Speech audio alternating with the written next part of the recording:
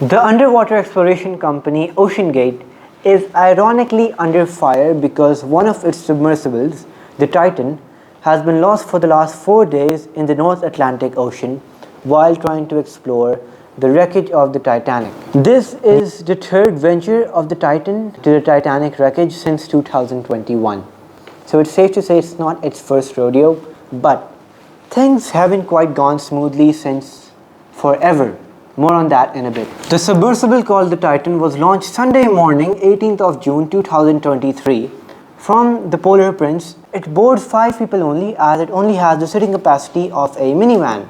Here is a list of the people on board the Titan, including the CEO of OceanGate, Mr. Rush. Now, one ticket costs 250,000 USD. And what you get is a Mini Cooper under the ocean with one toilet with a very cramped space, hardly able to sit, one window, and to control you have a controller, which is surprisingly not as weird as you might think, because the US Navy also uses Xbox controllers. The Titan was packed with fancy gizmos and features such as the GPS system, a real-time health monitoring system, acoustic sensors, pressure analyzers, and so much more. It had the capacity of being submerged underwater for 10 hours and the oxygen supply of about 4 days or 96 hours, which as of today, Thursday, it has far exceeded, sadly.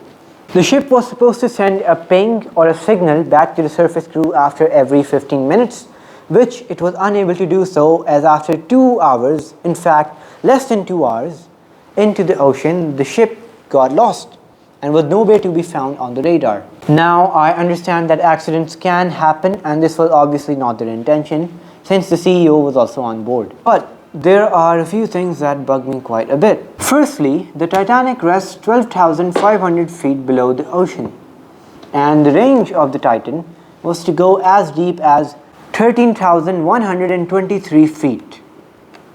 Just imagine the safety margin, this tiny bit. Imagine having so much confidence that you can go in and go out. Can you just see the tight safety margin? This tiny, dangerous bit. There are so many unpredictable things that can happen underwater, but they just chose to ignore it. Just less than 700 meters of a safety margin. Just imagine the anxiety that you might have going down there. I mean, I don't know why people even spent money going down there, but that's not my problem. What I am saying is, this is a straight up neglection by OceanGate. The OceanGate prides itself with using a cost-effective approach towards making the Titan. However, I believe it has led to a major backfire, as we all know what has happened.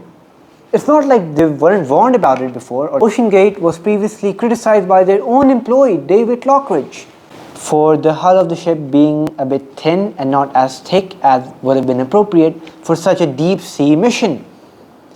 He believed it was going to be dangerous as the ship went deeper and deeper into the sea. However, upon voicing his claims, he was terminated, for which he took OceanGate to court.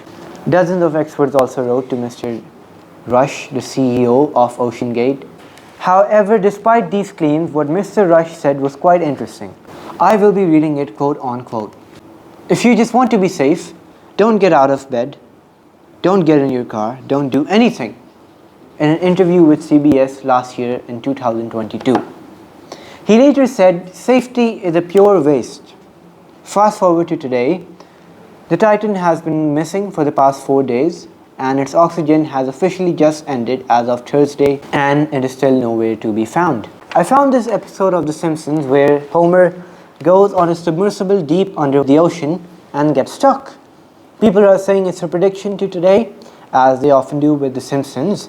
Now, I'm not sure if they actually see the future or not, but Mike Rice, the former producer and writer of Simpsons, went on a 10-hour voyage with OceanGate last year with his wife on the same vessel that is lost today, the Titan. And according to him, it felt like death hung over him.